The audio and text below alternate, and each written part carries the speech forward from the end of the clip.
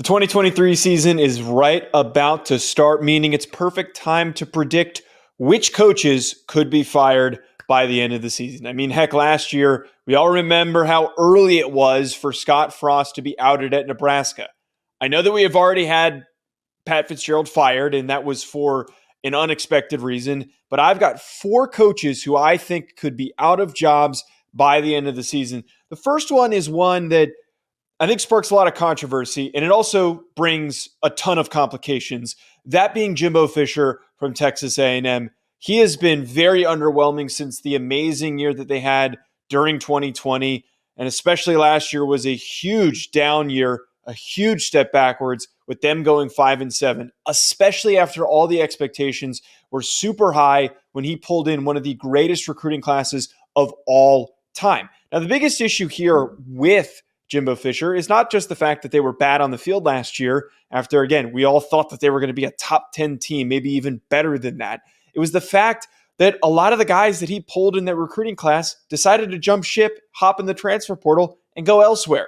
Really shaky ground right now for Texas A&M, and we know that that fan base and just people from Texas in general when it comes to football are very impatient. He's got a really, really massive buyout, but if they're going to try and get rid of him, instead of letting this extend even further, now is the time to do it.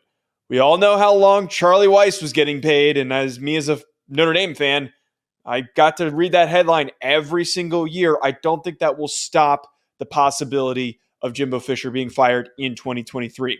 The second one, this one I think is the most obvious. I don't think anyone should have any debate, and I'm sorry, West Virginia fans, if you're not realistic with this situation. Neal Brown's going to get fired at the end of 2023. The athletic director is out.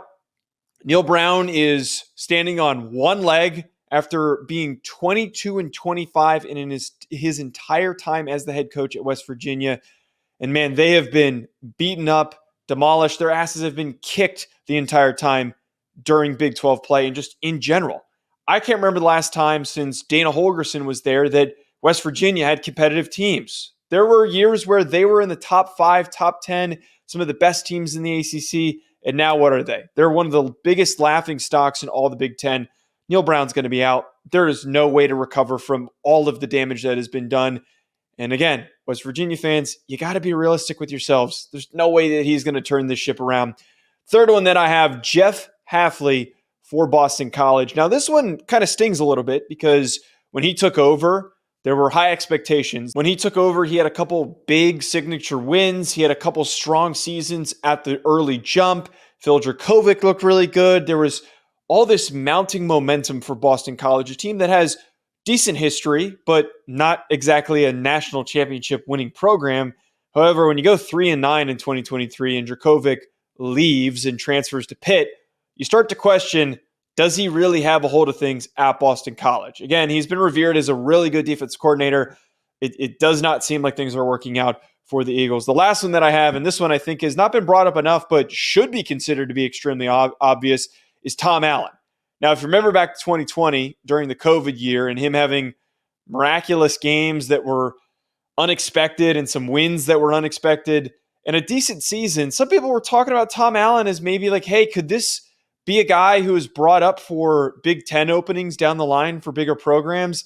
Since then, they have been 6-18, and I think the biggest, most stinging part about this is Michael Penix transfers to Washington, and this year, he's a Heisman Trophy contending player, and he had an amazing season last year, and he might even end up being a first-round pick in 2024. So things are not looking good for Tom Allen. I know that Indiana is not exactly a groundbreaking program. It's not Texas A&M where you have that expectation to be a really good team year in and year out. But for as much of a doormat as they have been, it's time to move on from Tom Allen. If you think I'm missing somebody, or if you think that you disagree with any of my picks, drop a comment and let me know where I'm wrong.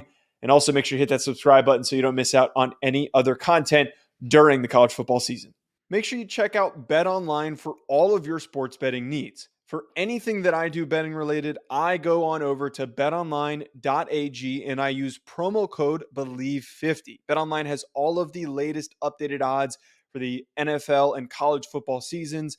Anything you need, whether it's futures, live in-game betting, no matter what, your football betting needs are met at Bet Online. And again, make sure you use that promo code BELIEVE50, BLEAV50 to get a 50% welcome bonus on your first deposit.